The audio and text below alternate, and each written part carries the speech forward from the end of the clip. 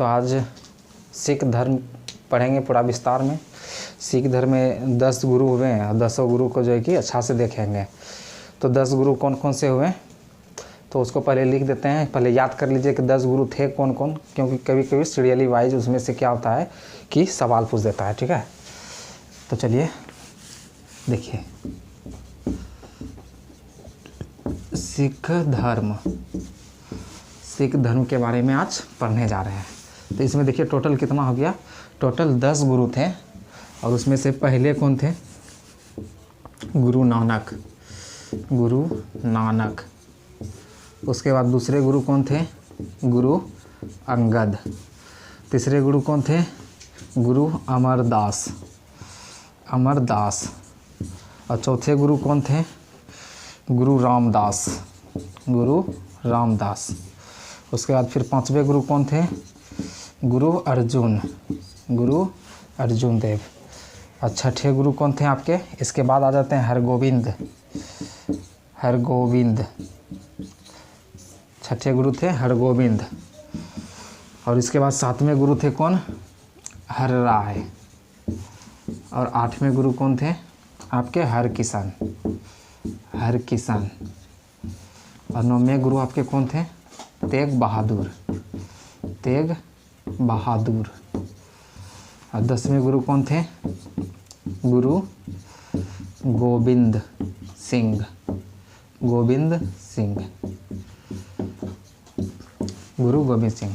तो सिख धर्म में कुल 10 गुरु हुए।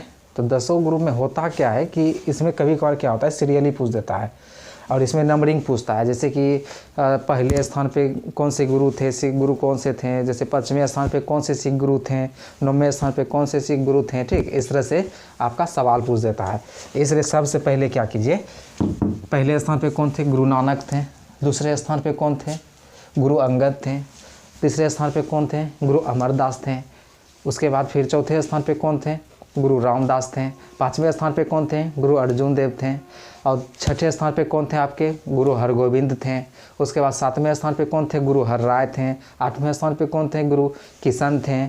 उसके बाद 9वें स्थान पे आपका गुरु तेग बहादुर आ जाते हैं और 10वें स्थान पे गुरु गोविंद सिंह। तो इस जो 10 जो गुरु हैं इनके बारे में पूरा डिटेल से अभी जानते हैं।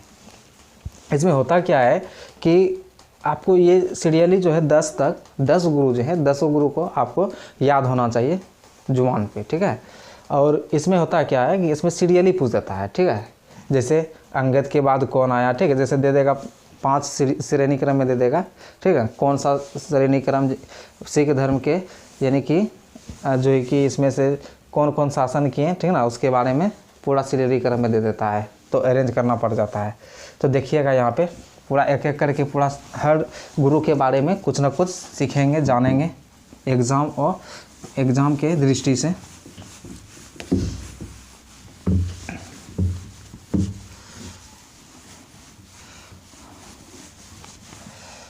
तो पहले गुरु नानक देव के बारे में जानते हैं।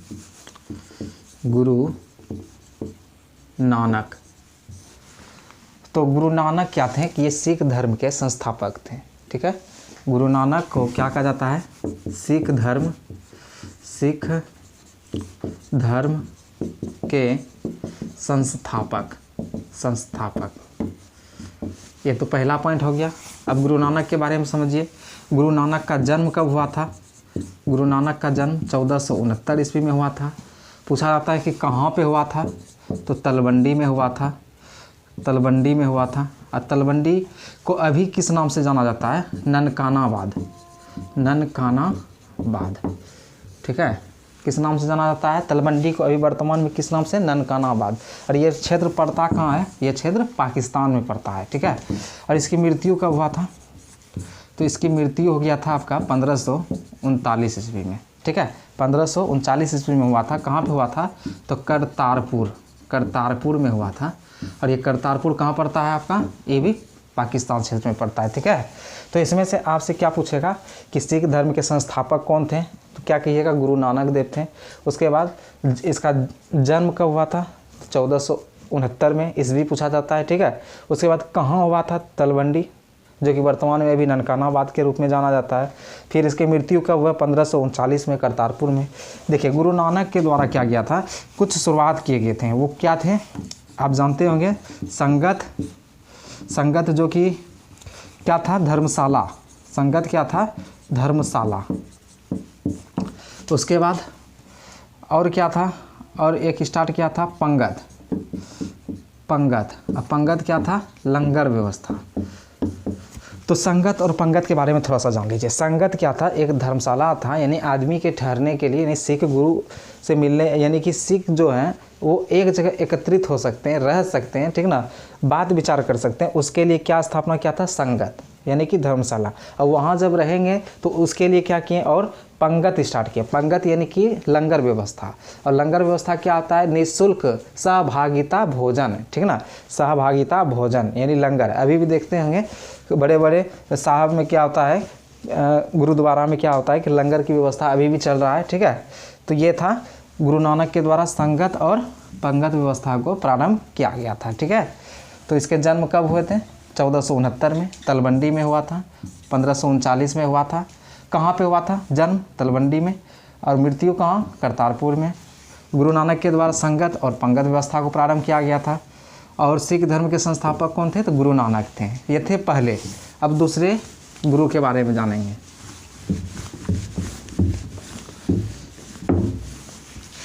इसके बाद एक गुरु नानक के बहुत ही महत्वपूर्ण शिष्य थे।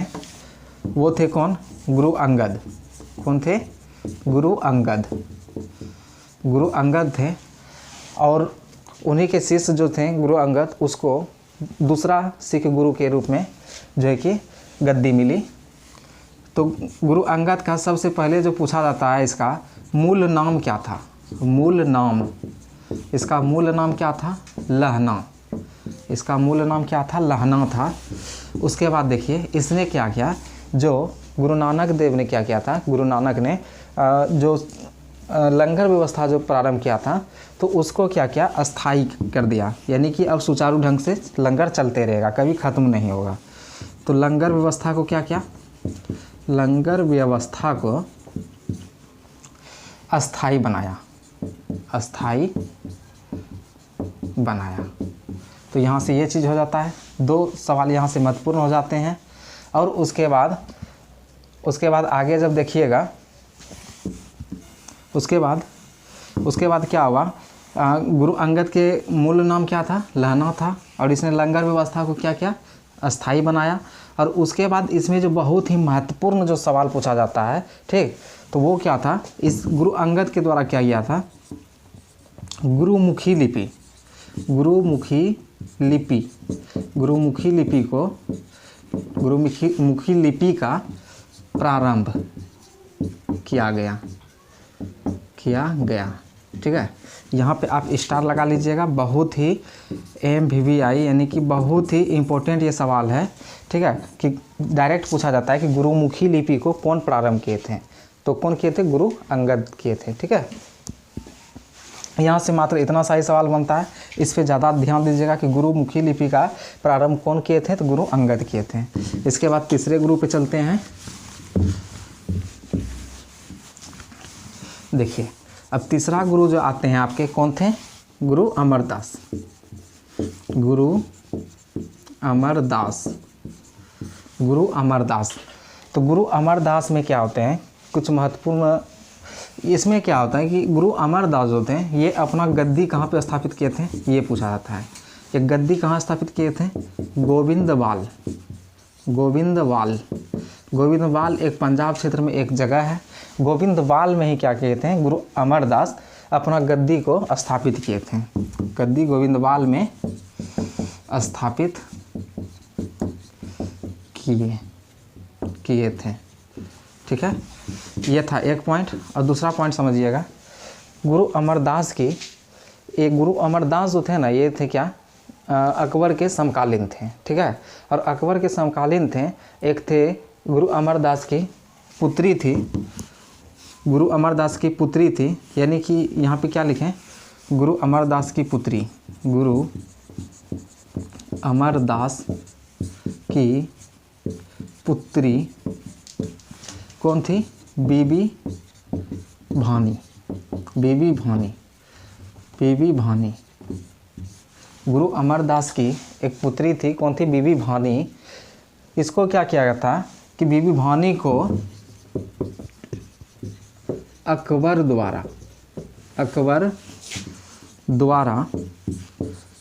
500 बीघा जमीन, 500 बीघा जमीन क्या किया गया था? उपहार स्वरूप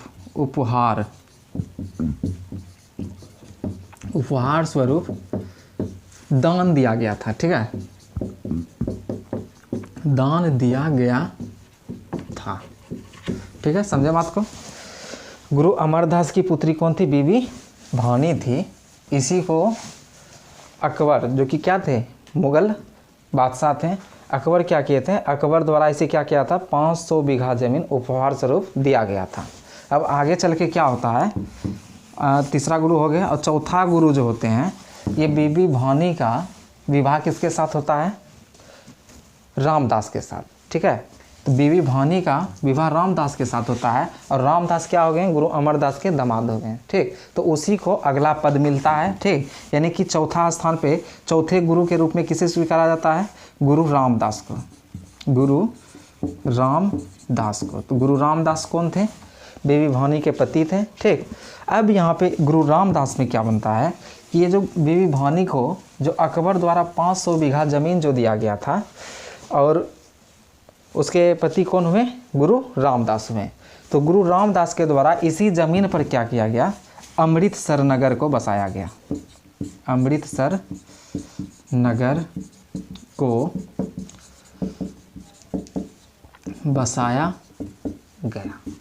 ठीक है, और शुरुआती में यहाँ पे लिख देते हैं, शुरुआती में अमृतसर नगर को किस नाम से जाना जाता था? इसी के नाम पे,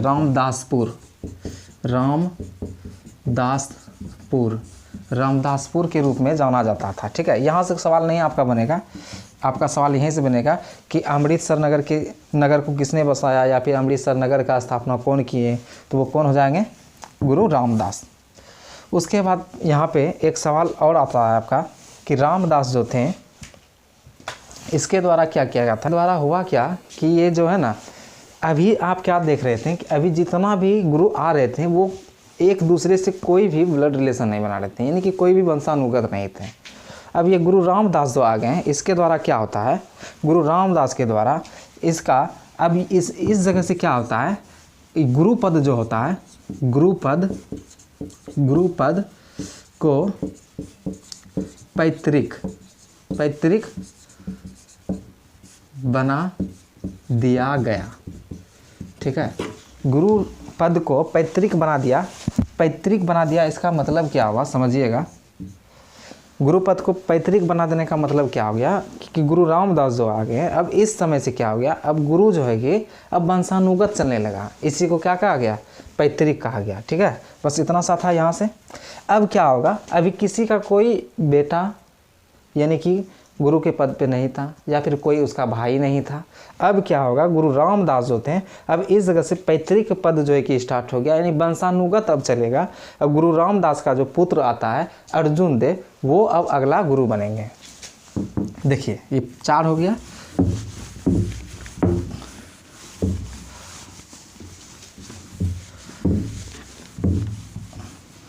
समझिएगा, अब 5वां गुरु जो आते हैं, गुरु रामदास के कौन आते हैं? पुत्र आ जाते हैं, गुरु अर्जुन।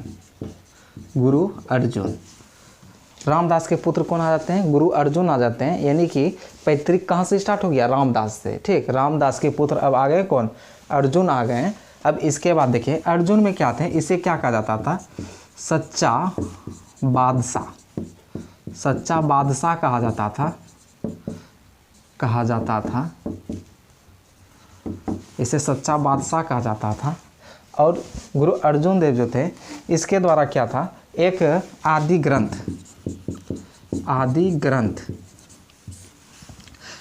ग्रंथ की रचना किया गया था। तो आदि ग्रंथ क्या था, उसमें से सिख धर्म के बारे में बहुत ही अच्छा से विस्तृत रूप से लिखा गया था और कैसे और अच्छा यानी कि धर्म को चलाने का जो प्रक्रिया होता है वो सारी चीज़ इसमें दिए गए थे। और इसमें रैदास हो गए, कबीर हो गए, उसके बारे में भी कुछ न कुछ अच्छा से बातें दिए हुए हैं।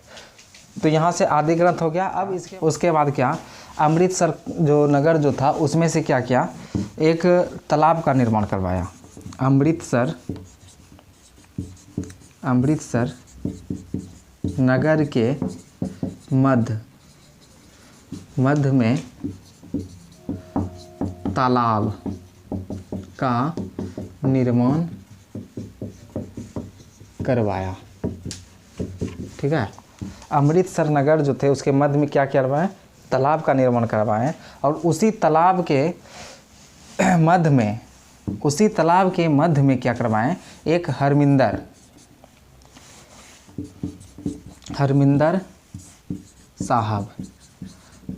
साहब, जिसे कि अभी क्या कहा जाता है, गोल्डन टेम्पल, यानी कि हिंदी में बोले तो स्वर्ण मंदिर का निर्माण करवाया। ठीक है, तो आपसे सवाल पूछेगा कि स्वर्ण मंदिर का निर्माण अमृतसर में किसके द्वारा करवाया गया था, तो आप क्या बोलेंगे, गुरु अर्जुन देव के द्वारा। और आगे चल के क्या होता है, 1606 ईस्वी में जहांगीर के द्वारा इसे फांसी दे दिया जाता है।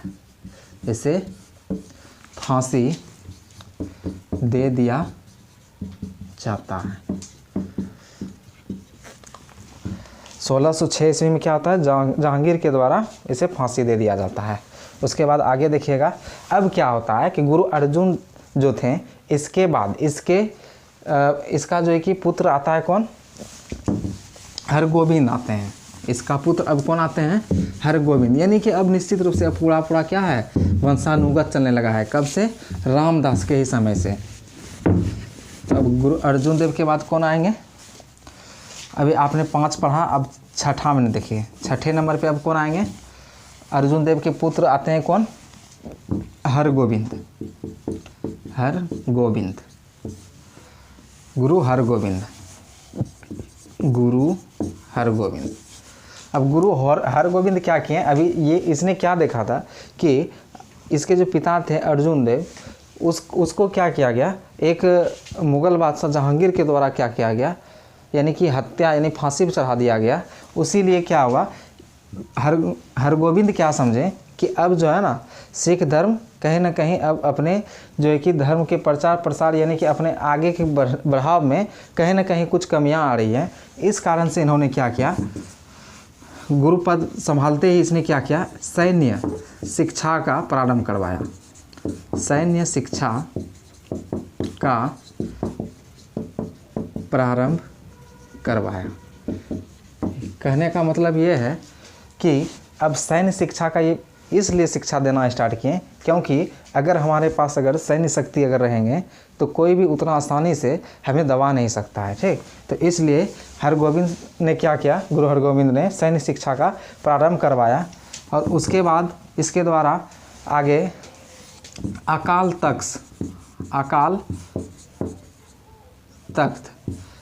तख्त क्या था, एक ईश्वर का सिंहासन था।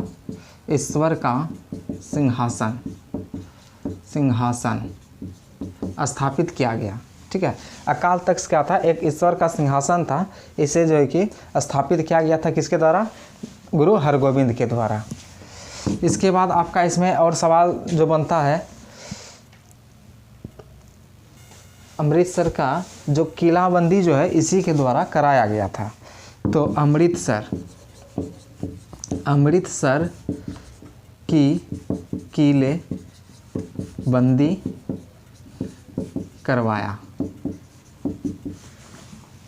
तो गुरु हरगोविंद से बस इतना ही सवाल बनता है।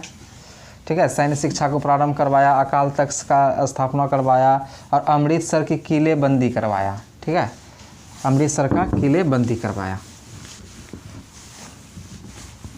अब इसके बाद 7वां गुरु जो आते हैं, हर राय। अब हर राय में से क्या था कि हर्राय के द्वारा क्या किया गया था कि इस जो औरंगजेब जो थे वो 2 भाई थे, ठीक। और औरंगजेब किसके पुत्र थे? शाहजहाँ के। तो शाहजहाँ के 2 पुत्र थे, एक औरंगजेब जो कि सबसे छोटा पुत्र थे, और इससे बड़ा जो पुत्र थे वो थे कौन? दारा शिकोह। तो दारा शिकोह ही हर्राय के दरबार में आए थे आशीर्वाद लेने के लिए, और गुरु हर्राय ने क्या किया था? उसे आशीर्वाद भी दिया था। तो दारा शिकोह को आशीर्वाद दिया। ये इसलिए आए थे, ये दारा शिकोह क्या चाहते थे कि वो जो मुगल बादशाह का जो पद है वो हमें मिल जाए। इस कारण से वो गुरु हर्राय के दरबार में आए थे आशीर्वाद लेने के लिए, और हर्राय ने उसे क्या किया था? आशीर्वाद दिया था। अब आगे चल के क्या होता है? हर्राय को क्या होता है कि औरंगजेब के द्वारा इसका बुलावा आता है हर्राय के लिए, इसे बुलावा आता है।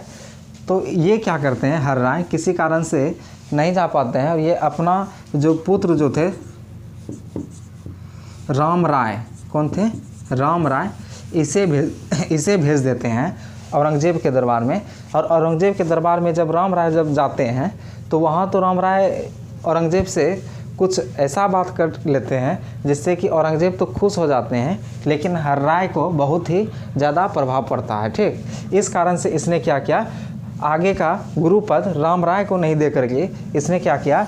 हर्राय के छोटा जो पुत्र था, मात्र 6 वर्ष का पुत्र था, वो कौन था? हरकिशन। कौन थे? हरकिशन को क्या किया? अगला पद दे दिया। तो यहाँ से सिर्फ इतना ही सवाल बनता है। उसके बाद देखिए 8वां नंबर पे, तो अगला अब कौन गुरु बनेंगे? हरकिशन। तो 7 गुरु हो गए, 8वां गुरु देखिए। तो 8वां गुरु कौन बन गए? आपका गुरु हरकिशन। गुरु हरकिशन आपके 8वां गुरु बन गए। अब गुरु हरकिशन जो 8वां गुरु बन गए, तो इससे मात्र एक ही सवाल आपका बहुत ही महत्वपूर्ण होता है कि किस सिख गुरु का मृत्यु चेचक के कारण से हो गया था? तो कौन थे? गुरु हरकिशन थे। तो इसकी मृत्यु किससे हो गया था? चेचक से। इसकी मृत्यु किससे हुआ था? चेचक के कारण हुआ था, ठीक है। चेचक के कारण हुआ था। बस यहाँ से एक ही पॉइंट आपका जो है कि समझना था, यही महत्वपूर्ण पॉइंट है। एक ही पॉइंट आपको याद रखना है गुरु हरकिशन से। देखिए 9वें स्थान पे कौन आते हैं? गुरु तेग बहादुर। गुरु तेग बहादुर। तो गुरु तेग बहादुर जो आते हैं, इसके द्वारा क्या किया गया? इसमें से मुख्य यही बनता है। अब गुरु तेग बहादुर थे ना, ये थे क्या? गुरु हरगोविंद के पुत्र थे। और इसके द्वारा मात्र एक ही यहाँ से पॉइंट याद रखना है कि औरंगजेब के द्वारा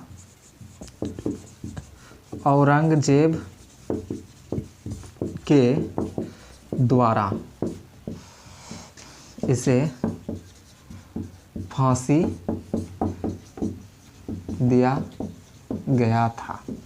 बस यहाँ से यही पॉइंट याद रखना है।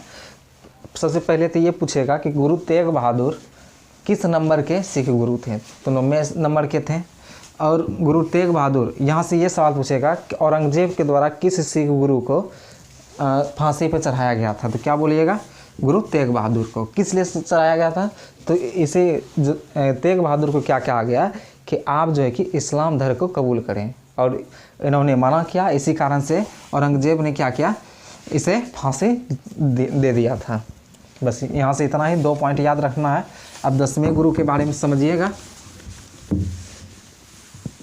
अब जो 10वें गुरु जो आते हैं, कौन आते हैं? गुरु गोविंद सिंह। 10वें गुरु कौन आते हैं? गुरु गोविंद सिंह। अब इसके जन्म के बारे में पहले समझ लीजिए। जन्म कहाँ हुआ था? पटना में। पटना में कब हुआ था? 1666 में हुआ था। उसके बाद इसी के द्वारा क्या किया गया था, खालसा पंथ, खालसा पंथ की स्थापना, खालसा पंथ की स्थापना किया गया था, कब किया गया था, 1699 में। ठीक है। गुरु गोविंद सिंह, इसका जन्म कहाँ हुआ था, पटना में 1666 ईस्वी में। खालसा पंथ की स्थापना इसी के द्वारा, गुरु गोविंद सिंह के द्वारा किया गया था, कब, 1699 में। ये चीज़ याद रखिएगा, खालसा पंथ किस गुरु के द्वारा प्रारंभ किया गया था, तो गुरु गोविंद सिंह के द्वारा। और गुरु गोविंद सिंह का जन्म कहाँ हुआ था, पटना में। और इससे पहले क्या पढ़े थे, गुरु नानक, उसका जन्म कहाँ हुआ था, तलवंडी में। अब इसमें और एक बनता है क्या कि इन्होंने क्या किया, एक पुरुष के लिए क्या किया, पुरुष के लिए सिंह लास्ट में, जैसे यहाँ सिंह है ना अभी, यानी कि 10वें गुरु जो गुरु गोविंद सिंह जो आते हैं, यानी कि लास्ट में सिंह लगाने का जो प्रथा जो है, गुरु गोविंद सिंह के द्वारा ही प्रारंभ किया गया था। पुरुष क्या करेगा, सिंह लगाएगा लास्ट में। और स्त्री के लिए क्या था, कौड़ शब्द, स्त्री के लिए क्या था, कौड़ शब्द था, कि लास्ट में क्या लगाएगी, कौड़ शब्द का प्रयोग करेगी। ठीक है। यहाँ से इतना सा सवाल हो गया। और उसके बाद अब, और इसी के द्वारा पाँच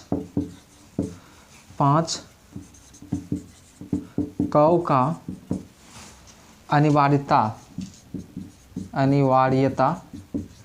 दिया गया, यानी कि सिख धर्म में 5 कौ का होना आवश्यक है। और 5 कौ क्या था, बहुत से थोड़ा ये सब पूछा नहीं जाता है, ठीक ना, तो इस पर ध्यान नहीं देना है।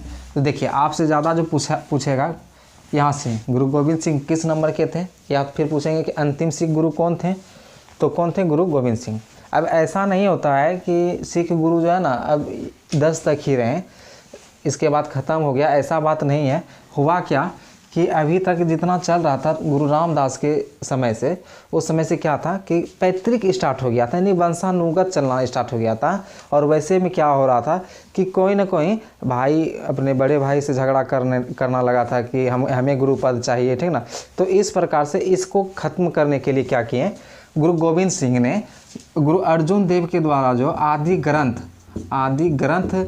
का जो रचना किया गया था, जैसे हिंदू धर्म में जैसे होता है क्या, गीता होता है, ठीक ना, और जैसे और सब जैसे धर्म में अलग अलग होता है, जैसे इसमें था क्या, आदि ग्रंथ। तो आदि ग्रंथ को ही क्या किया, सिख गुरु के सिंहासन पर, यानी कि गद्दी पर आदि ग्रंथ को ही स्थापित कर दिया। और उसी समय से क्या हो गया कि कोई भी गुरुपद धारण नहीं करेगा, हमेशा से कौन रहेगा, अब आदि ग्रंथ को ही गुरु मानेंगे। ठीक है। इस तरह से गुरु का पद यहाँ से समाप्त हो जाता है और आदि ग्रंथ को ही गुरु मानना प्रारंभ हो जाता है।